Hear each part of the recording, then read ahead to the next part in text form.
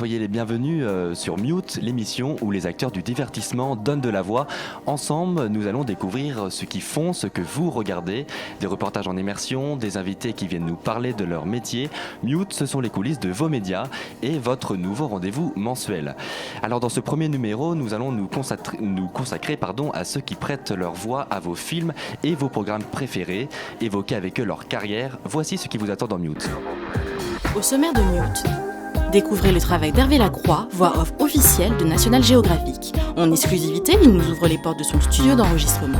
Vous allez aussi découvrir les secrets d'une séance de doublage et le visage de ceux qui prêtent leur voix aux stars hollywoodiennes. Et pour mettre un peu de piquant dans l'émission, des comédiens voix off vous mettent au défi de les reconnaître. Vous verrez, ce n'est pas si simple. Ils sont tous les deux comédiens voix off de grand talent. Non, pourquoi ? De grand talent, je veux bien, mais ça veut rien dire, comédien voix off. Excusez-moi. Ah oui, alors on dit comment ? On dit comédien tout court. Comédien. On fait de la voix, enfin, on est voix off quand on doit l'être. On fait de la voice-over, on fait du doublage, on fait du théâtre, on fait de la radio, on tourne, on est comédien. D'accord, donc comédien. Comédien tout court. Généralement. Moi, je suis absolument contre ce terme de comédien voix off. D'accord. Voilà, c'est dit. Bonjour Céline Monsara, je ne vous ai pas Bonjour, présenté. Rémi. Rémi, c'est ça. C'est ça. Enchanté, merci d'avoir accepté notre invitation. Bonjour Julien Baucher. Bonjour. Nous sommes ravis de vous avoir sur le plateau de VL. C'est moi qui suis ravi. Et à mes côtés, pour m'accompagner, deux chroniqueurs de choc. Bonjour Elena Ferrière, alors de quoi allez-vous nous parler aujourd'hui ? Alors bonjour Rémi, bonjour à tous. Moi je vais vous expliquer ce que c'est le métier de voix off et la différence avec la voix in. Et vous, Erwan Lemarcy, bonjour. Bonjour à tous. Alors moi je vous ai concocté un petit sondage, c'est VF versus VO. Vous allez voir. Alors laissez-moi en dire plus sur ceux qui vont nous accompagner tout au long de cette émission. Pour commencer, une actrice, comédienne voix off, on peut le dire comédienne voix off, ou comédienne tout court. Comédienne tout court. Comédienne tout court, écrivaine et dramaturge à la carrière plus qu'éloquente. Sa voix, on la connaît bien et pour cause, c'est la voix officielle de Julia Roberts, mais pas que. Mais il n'y a pas de voix officielle, excusez-moi de vous reprendre. Non, vous avez raison. Je suis là pour ça. Oui, bien sûr. Il n'y a pas de voix officielle, enfin Julien pourrait en témoigner aussi. On est dans un temps donné, on double un comédien, étranger bien sûr, et pendant un certain temps, on est la voix de ce comédien, et puis un directeur de plateau, une majeure compagnie peut décider du jour au lendemain que vous ne correspondez plus et donc, à ça, et on va changer de comédien. Donc il n'y a pas de voix officielle. D'accord. Voilà. En tout cas, les rôles, du coup, il faut les défendre à chaque instant. Exactement. Et être toujours aussi bon pour que les directeurs plateau et les producteurs aient envie de continuer avec nous. Quoi. Bien sûr. Alors Céline, vous incarnez également la voix de la Schtroumpfette et de la délicieuse Dory dans le monde de Nemo. Quel parcours, on peut dire. Je ne peux pas dire. Alors à vos côtés, Céline... Pardon, excusez-moi. Non, pas du tout. Alors à vos côtés, Céline, un comédien, artiste-interprète, vous l'avez connu à l'antenne dans des bandes-annonces sur les chaînes telles que M6, Arte ou encore Voyage, mais aussi en tant que voix dans des publicités, des films ou des séries. Julien Baucher. Je suis ravi d'être là. Ravis. Moi, je suis un bébé à côté de Céline Monsara. Un bébé, mais qui continue de grandir, on peut dire. Et voilà. Le chemin est long. Le chemin est long. Alors nous allons consacrer une grosse partie de cette émission à la voix off. Mais qu'est-ce que la voix off, Elina ? Donc, sait-on vraiment ce que c'est une voix off ou comédien, plutôt comme vous l'avez souligné Céline. Donc, on appelle ça aussi parfois voix hors champ ou voice over. C'est un terme qui est souvent employé quand on veut parler d'une voix qui est donc enregistrée. Mais quelle est la distinction alors avec une voix d'une personne qu'on aperçoit à l'écran ? Alors on appellerait ça dans ce cas une voix in, c'est lorsqu'on voit la personne à l'écran et qui parle en même temps, donc c'est par exemple mon cas, je suis en train de parler, je suis filmée, c'est le vôtre aussi. Concernant une voix off, c'est une voix qui est donc désincarnée, on ne voit pas la personne à l'écran, c'est comme entendre mais ne pas voir. Par exemple, si à la fin de l'un de vos films de vacances, vous parlez mais que vous n'êtes pas présent à la caméra parce que vous avez pris un coup de soleil, on appellerait ça du coup une voix off. Oui, ou alors il fallait mettre de la crème solaire. Oui, se protéger contre les rayons, voilà. C'est important. Non, mais plus sérieusement, ce sont des voix narratives dans les reportages télévisés, les documentaires, les publicités. Et c'est fascinant parce qu'on en entend en fait tous les jours sans s'en rendre forcément compte parce qu'on y est habitué. On entend dans les trains, les aéroports. Please mind the gap between the train and the platform. donc dans les métros. Et en chinois maintenant. Je m'y risquerai pas. Mais non, c'est vrai que malgré que c'est un travail qui se fait hors caméra, le jeu d'acteur est quand même plus qu'important de ce que j'ai cru comprendre. C'est un métier qui est une passion, qui naît certainement du cinéma, de la télévision, de la radio. Il faut avoir des épaules solides et un entraînement, je pense, constant pour faire son petit bout de chemin, bâtir une réputation où en fait la voix est quand même un peu le seul outil de différenciation avec les autres. Et ça a l'air d'être en tout cas un métier plaisant et fascinant. Et je pense que vous, Céline, et vous, Julien, être bien mieux placés que moi pour en parler. Donc, si jamais vous avez des commentaires ou des conseils pour les jeunes qui nous regardent, je vous écoute. Céline ? Julien. Non, mais des conseils. Je reprends la première intervention de Céline qui rappelait qu'en fait, le métier qu'on fait, c'est un métier de comédien. C'est aussi simple que ça. Donc le premier conseil que je pourrais donner, c'est déjà de comprendre ça. C'est-à-dire que la formation et le travail qu'il faut faire pour quelqu'un qui voudrait s'orienter vers les métiers de la voix enregistrée, c'est avant tout un travail de comédien. Les comédiens avec là on pourrait en parler pendant des heures et des heures mais ça nécessite souvent un chemin qui est assez long, un travail qui est assez intense et c'est vraiment le premier pas, je dirais, vers pour quelqu'un qui voudrait se lancer. C'est la première chose que je dirais. Et vous, Céline, est-ce que vous avez un conseil à donner ou Non, ça je vient dirais d'une passion? Oui, bien sûr, mais ce sont tous les métiers artistiques. Parce que je pense que si on n'est pas passionné, le chemin est un peu difficile. Donc si on n'est pas passionné, je pense il vaut mieux faire autre chose. Mais non, ce que dit Julien est juste. Il faut être comédien, on prend des cours de comédie, on va dans un cours privé, un conservatoire. Enfin, les chemins sont différents. Et puis voilà, et puis on s'essaie à la scène, à la caméra. Et puis un jour, comme ça, on est repéré par un directeur artistique qui vous dit tiens, moi c'est ce qui m'est arrivé, et le doublage, alors pourquoi pas, et puis voilà, on rentre dans une famille, parce que tout est question de famille dans tous ces métiers-là.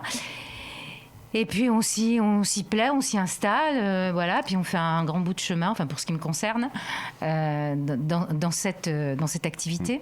Mais qui fait partie intégrante du métier de comédien. Voilà.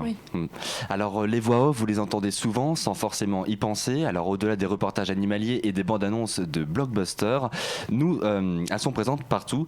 Nous avons eu la chance de rencontrer Hervé Lacroix, voix officielle de National Geographic et des reines du shopping sur M6. Regardez ce reportage réalisé par Johanna Ouababiei. Nous sommes partout dans vos postes de télévision, dans vos publicités, dans vos GPS et vos jeux vidéo. Nous sommes les voix, celles que l'on entend sur n'importe quel support, sans jamais nous voir.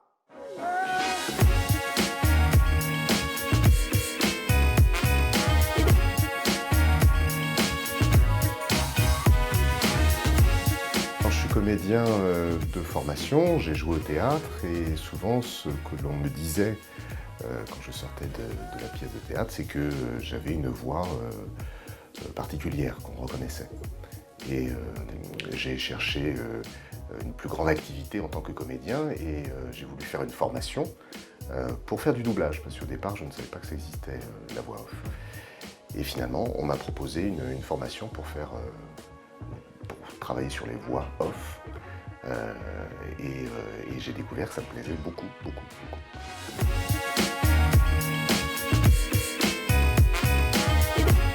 C'est comme quand on parle aux gens. On est toujours différent, on s'adapte toujours à son interlocuteur. C'est la même chose, au documentaire, au pub, à tout. Il faut toujours s'adapter aux spectateurs et au sujet.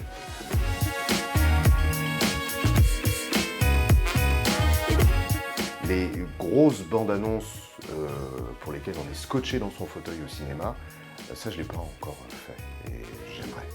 Mais bon, c'est pour plus tard, c'est un peu un domaine qui est plus restreint, donc forcément, voilà, il y a des comédiens qui sont en place depuis pas mal de temps, qui font excellemment bien leur travail. Mais à l'avenir, j'aimerais bien. Vous êtes animé par une passion, c'est celle des voix. Vous êtes attentive à tous les timbres de voix, alors ceux des chanteurs, ceux des animateurs télé, radio, des bandes dessinées, des bandes dessinées bien sûr. Et un jour, à l'âge de 9 ans, vous décidez de réaliser une émission de radio. Alors, d'où vient cette passion pour les voix ? Et d'où vient cette information ? Eh ben, est-ce que c'est une bonne information ? Oui, c'est une très bonne information. Avec mon meilleur pote, on a pris un petit magnétophone, on s'est mis autour d'une table, on a commencé à écrire des débuts de concepts d'émissions, et puis on a commencé à enregistrer. La cassette a tourné.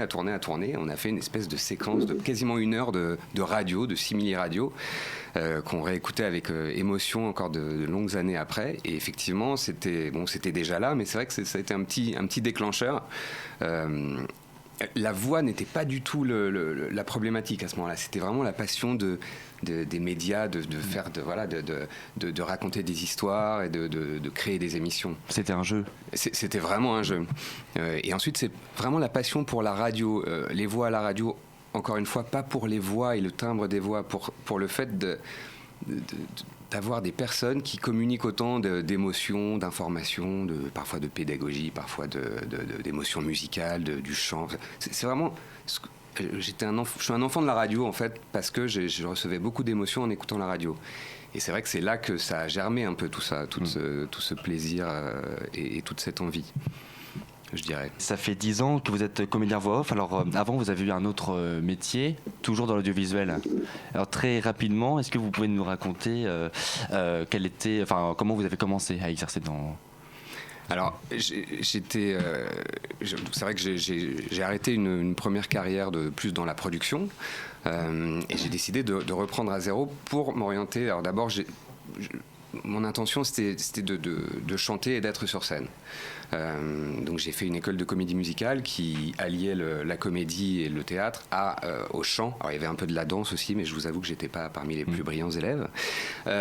Donc chant et comédie, mon intention c'était effectivement de chanter sur scène dans le théâtre musical et la comédie musicale. C'est comme ça que moi je me suis réorienté sur une carrière artistique.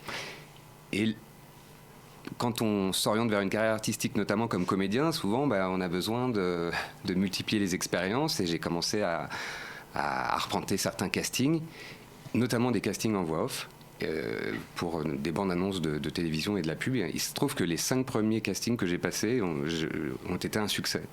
J'ai pris ça comme un énorme signe qu'il fallait que je m'intéresse de près à cette facette du métier de comédien. Alors voilà, c'était le lancement. Justement, vous avez parlé de comédie. Alors on va faire un petit jeu, si vous voulez bien. Afin de nous montrer votre talent de comédien, vous allez devoir speaker, puisqu'on dit comme ça, une bande-annonce en prenant un ton différent. Alors oui, donc, comme vous a dit Rémi, vous avez le texte sous les yeux. En fait, vous allez devoir lire ce texte, donc poser votre voix dessus, mais avec un ton différent. Donc Céline, je vais vous laisser le plaisir de commencer. Un ton différent. Justement, vous allez commencer avec le style horreur. C'était le plus beau jour de sa vie. Mais Marc ne se doutait pas de ce qui allait lui arriver. Tadam ! On y croit, bah oui, on y croit. Ah ouais, hein. Alors maintenant, vous allez chacun votre tour faire le même style, sauf que là, ce sera plutôt comédie romantique. Julien, je vous laisse commencer. D'accord. C'était le plus beau jour de sa vie. Mais Marc ne se doutait pas de ce qui allait lui arriver. Ce petit coquin. J'adore. Céline, c'est à vous. J'ai de la zizique aussi ? Allez-y. C'était le plus beau jour de sa vie. Mais Marc ne se doutait pas de ce qui allait lui arriver. on a l'air malade. C'est tellement beau. C'est tellement beau. Oui, je comprends. Ouais. On a peut-être le temps pour faire un autre style. Allons-y, on fait le dernier. Julien, c'est à votre tour. Et cette fois-ci, vous allez prendre le ton plutôt fait divers à la façon énergie 12, crime. De Jean-Marc Morandini. Oui, Jean-Marc Morandini présente. C'était le plus beau jour de sa vie. Mais Marc ne se doutait pas de ce qui allait lui arriver. Okay. Alors, c'est sympa de voir en live quand même votre talent que vous avez. C'était très sympa. Alors, notre équipe est allée à la rencontre des spectateurs ou des téléspectateurs. Alors, quand les comédiens défient les Français, ça donne ça. Ciao ragazza, Mais les voilà. Le comédien voix off est avant tout un artiste. Nom de Dieu, de putain de bordel de merde, de saloperie, de connard, d'enculé de ta mère. C'est une voix dotée d'une large palette de styles d'interprétation. On est venu, on l'a vu, il a eu dans le cul. Mais qui se cache derrière... Oh, excuse-moi, je t'ai coupé là. Qu'est-ce que tu disais? Mais qui se cache derrière tous vos acteurs américains? Bienvenue dans Riposte Game, le jeu qui vous donne de la voix. Je vais vous faire un petit jeu, je vais vous faire écouter des voix françaises et vous allez me dire si vous reconnaissez l'acteur. D'accord. Okay. Je pense que je vais être très nulle. Très nulle? Ouais, ok, c'est pas grave. Sans blague. Et vous croyez que j'appelle pour commander une pizza? Non, pas du tout, non. Non. Christian Clavier? Non. Ouais, je sais plus, mais déjà c'est un film de policier, c'est sûr.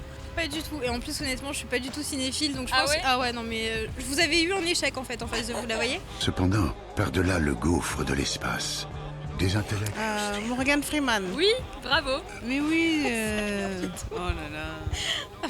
Morgan Freeman. Ouais. Ça me fait penser à la voix de... comment il s'appelle Morgan Freeman. Ouais. Y a un type qui se pointe, il me propose un combat, un vrai. Tu vas le faire? Ça c'est Stallone. Non. Autant Morgan Freeman, j'aurais pu trouver, autant celui-là, honnêtement, j'en sais rien. Silverstone. Silverstone. Ouais, un truc comme ça, ouais. Stallone? Ouais, super. Tant que j'aurai pas un cul de vache, je m'habillerai comme je voudrais. Si ça Elle est grande, Ouais. elle est rousse, c'est Julia Roberts. Ouais, bravo, bien joué. Julia Roberts? Ouais. J'allais dire Julia Roberts. C'est pas Julia Roberts? Oui, bravo. Ouais. Julia Roberts. J'aurais pas fini sur un échec.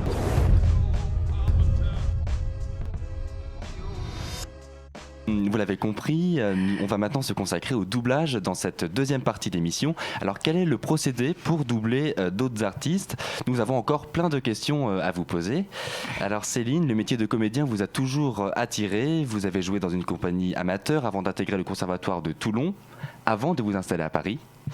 L'une de votre première interprétation, c'était pour la série La Petite Maison dans la Prairie. Est-ce que vous vous en rappelez? Oui, oui, je m'en rappelle. Mais c'est pas tout à fait vrai. Mais bon, Ouais. disons que c'était la première série que je faisais. Oui, D'accord. avant ça, j'avais doublé d'autres films. Et Oui. quel souvenir vous en gardez? Très bon, avec une équipe artistique et humaine très sympathique. Ça m'a appris beaucoup de choses. J'ai rencontré beaucoup de camarades avec lesquels j'ai joué ensuite au théâtre, d'ailleurs. Voilà, donc c'est un très très bon souvenir. Et est-ce que, j'ai une question, parce que est-ce que c'est compliqué de vous dire que votre carrière, votre carrière dépend des acteurs que vous doublez? C'est-à-dire si vous êtes la voix d'une actrice qui joue dans une série, par exemple, et que cette actrice quitte la série, du coup, et qui ne travaille plus, du coup... c'est surtout embêtant pour elle. Ouais. Après, vous pouvez interpréter plusieurs actrices. Oui, bien sûr. Quand on fait du doublage, notre carrière ne s'arrête pas parce qu'un comédien disparaît, décède. Oui, heureusement. Mais je dirais même que c'est pas nécessairement qu'un avantage, parce que quand on a une voix très très identifiée qui travaille pas beaucoup, on est tellement identifié sur ce personnage que c'est parfois on peut faire même une plus grande carrière si on a plusieurs rôles, peut-être un peu moins célèbres. Je dis peut-être une bêtise, Céline. Non, tu as complètement raison. Moi d'ailleurs, je vais dire souffert, mais c'est pas du tout le mot que je cherchais. Il y a beaucoup de guillemets, parce que j'ai une voix en effet très identifiable. Donc du coup, ça m'a empêché de doubler d'autres personnages, peut-être.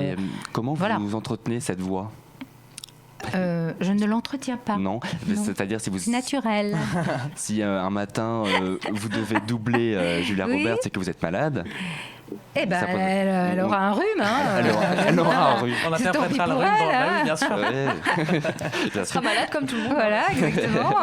Ça arrive. Bien sûr. Oui. Alors, Julien Baucher, vous nous avez accueillis dans un studio d'enregistrement. C'était pour le doublage d'un podcast où vous interprétiez un personnage. Alors, regardez ce reportage réalisé par Richard Audibert et on réagit juste après.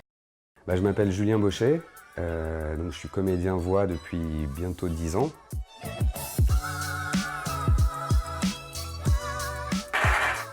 On va se la faire après les applaudissements. D'accord. J'attends les applaudissements alors? Ouais.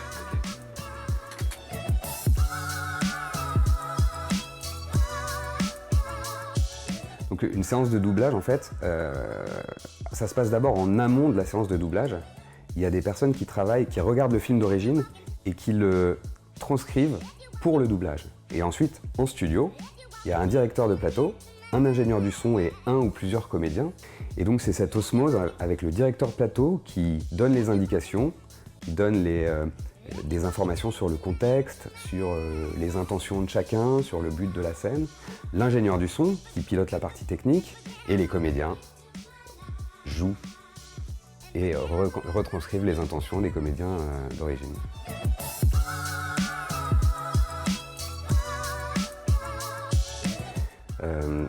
Donc l'idée, c'est simplement d'être prêt à pouvoir vivre et interpréter n'importe quelle situation. Il n'y a pas de préparation spécifique, il y a peu d'échauffement vocal. Il y a des comédiens qui en font, mais il y a d'autres qui n'en font pas. Ce qu'il faut, c'est être prêt à vivre les situations, puisque le doublage, c'est le métier de comédien. Le comédien qui doit interpréter une scène.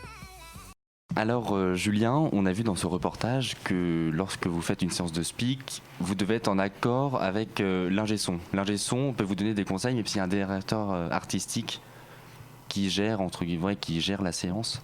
Alors l'ingénieur du son, oui, il a un rôle clé dont on ne parle pas souvent, mais effectivement, ça va être plus des aspects techniques. L'ingénieur du son va rarement s'exprimer sur les intentions du comédien et justement sur la partie à interpréter. En revanche, il peut avoir à dire des choses qui sont particulièrement importantes pour le rendu final du doublage, comme la distance au micro, le fait de porter un petit peu plus, parce que lui, il a le comédien d'origine dans le casque, alors que nous, à ce moment-là, au moment d'interpréter, on ne l'a plus, même si on l'a entendu avant, et il peut donner effectivement des informations complémentaires.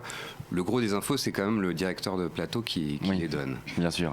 Mais, bon, Céline peut beaucoup mieux parler du doublage que moi, qui pour le coup, voilà, j'ai moins de kilomètres. Ouais, parce que Céline, dans une séance de doublage, comment ça se passe? Vous avez en sous-titre le texte que vous devez dire? Non, pas en sous-titre. Vous avez sous l'écran une bande qui défile, qui s'appelle une bande rythmo. Et sur cette bande, le texte est écrit. C'est un texte qui a été repéré par un détecteur. Le film d'abord a été traduit, ensuite adapté, avec des ouvertures de bouche, avec des labiales, des dentales, tout ça. Et puis, il y a donc cette bande qui est sous l'image. Et il y a une barre. Et quand le premier mot, quand la première lettre tape cette barre, eh bien, vous commencez à lire votre texte, à l'interpréter, parce que ça n'est pas de la lecture. Vous interprétez ce texte et logiquement, vous êtes à peu près en place avec l'acteur à l'image. C'est très technique. Oui. C'est très technique. Oui. Alors, Julien, n'importe quoi. Erwan, enchanté. Bonjour. Alors, les gens préfèrent-ils regarder des films et des séries en VO ou en version originale? Tu as fait un petit sondage, je crois. Eh bien oui, je me suis concentré, donc c'est sur un panel de 100 personnes. Donc sur Facebook, c'est 100 jeunes, parce que notre cible, c'est quand même les jeunes, donc 18-30 ans. Qu'est-ce qu'on fait là? On s'en va. Non, restez, on a besoin de vous encore. La porte est fermée, je crois. Et donc c'est un versus VO-VF. Qu'est-ce que les jeunes préfèrent? Alors justement, à ce propos, il est assez clair que de nos jours, et surtout chez les jeunes, ces derniers privilégient la VO. Alors est-ce que ceci a été prouvé dans votre sondage? Alors oui, dans notre sondage, pour les séries, je parle pour le moment, la VO est à 64% contre 36% pour la VF. On note une légère différence quand même pour les films, puisqu'on est à 59% en VO contre 41% en VF. Donc il y a quand même un bon avantage de la VO sur la VF, mais la version française a quand même toujours un bon succès chez les jeunes téléspectateurs. Oui, mais je crierai pas trop victoire, puisque en fait, ils ont déclaré qu'ils préféraient la VF plutôt pour une certaine flemme ou une habitude qu'on a depuis un petit moment, surtout en France. Il y a aussi une facilité, bien sûr, quand on a une VF devant soi, on n'a pas besoin de se concentrer à lire en même temps. Et voilà. Alors nous avons observé une légère différence entre le cinéma et les séries. Pourquoi? Le cinéma, ça demande une concentration bien plus longue qu'une série. Quand on a un film de 2 heures devant soi, c'est vrai que de lire le sous-titrage en dessous, c'est quand même moins évident. Pour ceux qui sont un peu, j'allais dire limité, mais c'est pas le mot, mais la concentration demandée est quand même plus forte. De mauvaise qualité, pourquoi? À ce point? Alors c'est compliqué, c'est bien sûr c'est pas nos propos. Hein. Ils disent que la VF est plutôt de mauvaise qualité. C'est par rapport au ressenti. Il n'y a pas les mêmes émotions qui arrivent. Il y a des problèmes aussi parfois de calibrage en fonction des lèvres par rapport à la VO. Mais ça c'est le boulot de l'ingé son. Non, pas du tout. Justement, c'est ce qu'on expliquait. Ouais. C'est un boulot technique avant que l'acteur français pose sa voix sur l'acteur étranger à l'image. Et vous, Céline, du coup, qu'est-ce que vous pensez de cette critique qui a pu être faite elle est normale. De toute façon, le doublage, c'est une arnaque. Ah oui, vous voyez la tête de quelqu'un avec la voix de quelqu'un d'autre. Oui, donc, ça peut tilter les yeux, c'est vrai quand Voilà, donc après, même si la VF peut être absolument formidable... c'est pas l'acteur qui parle. On sentirait qu'il y a quand même un décalage au niveau de la... Mais c'est pas un décalage, c'est un décalage normal. au niveau de l'émotion. Non, de l'émotion, je suis pas d'accord avec vous. Parce qu'il y a des doublages où il y a autant d'émotions sur l'acteur qui est derrière la barre que l'acteur qui est à l'image. En revanche, c'est pas sa voix. Oui. C'est pas la même personne. Hein, donc c'est pas la même chose. C'est pas la même ambiance, c'est pas le même humain. C'est ça, c'est pas la même ambiance. Donc c'est une trahison le doublage. Mais on essaie de le faire le mieux possible et on y met tout notre cœur et notre talent. Et puis, enfin, personnellement, je suis très heureuse d'en faire. Tiens, je fais du bruit. Et voilà, mais ça reste que c'est une trahison. Oui, bien sûr. Et puis il n'en reste pas moins qu'il y a des films, et même si le sondage raconte des choses sûrement très vraies, mais il y a des films mythiques dont on parle, et quand on en parle, les personnes ne parlent que de la VF. Le Seigneur des Anneaux notamment. Plein, et même des plus récents. Il y a des VF qui ont marqué les esprits. Effectivement, c'est pas la même personne, c'est pas le même comédien, c'est obligatoirement pas pareil. Mais parfois, il y a des tours de magie en version française. Il y a des comédiens qui font réaliser des VF tellement incroyables qu'on se souvient que de ça. Donc, faut aussi rappeler ça. Bien sûr. Rien que pour les Disney, par exemple. Oui, c'est pas la même chose. Parce que c'est de l'animation. Donc, l'animation, vous avez pas... C'est un comédien étranger, pas toujours, parce qu'il y a des animations françaises, qui a prêté sa voix à un poisson. Mais c'est vrai que l'arnaque est moins grande, du coup. Bah oui, bien sûr. C'est une création de voix. Enfin, c'est pas vraiment considéré comme une création de voix, parce qu'on a toujours une espèce de référence, puisqu'on nous fait écouter ce qu'a fait le comédien étranger. Mais c'est totalement différent. Il y a vraiment une interprétation qui est autre qu'un acteur vivant à l'image. Et on parlait de dessin animé, on va pouvoir mettre votre talent encore une fois à l'épreuve, puisqu'on va faire un petit jeu. Elina ? Alors oui, donc le petit jeu sur le thème du doublage pour revenir sur vos carrières respectives. Donc je vous propose de redoubler avec le texte d'origine, donc un passage du Monde de Nemo que vous connaissez très bien, Céline Monsara. Bon, écoutez Céline, si c'est une blague que vous me faites, elle est pas drôle du tout, hein. Et je m'y connais en blague. Je suis poisson clown. Non, je sais, c'est pas drôle. Je suis vraiment désolée.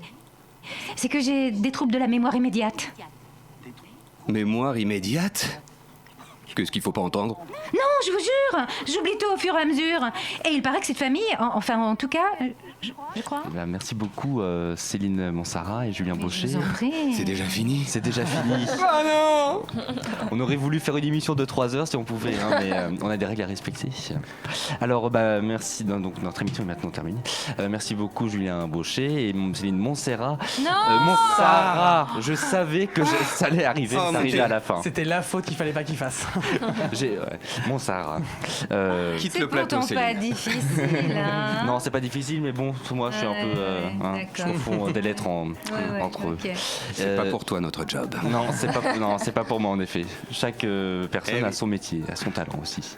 Merci beaucoup Elina Ferrière et Erwan Lemercier d'avoir été avec nous. Mais merci beaucoup à vous deux d'être venus. Merci. Ah oui, merci. Et on se retrouve le mois prochain dans Mute et on parlera du sound design. À bientôt.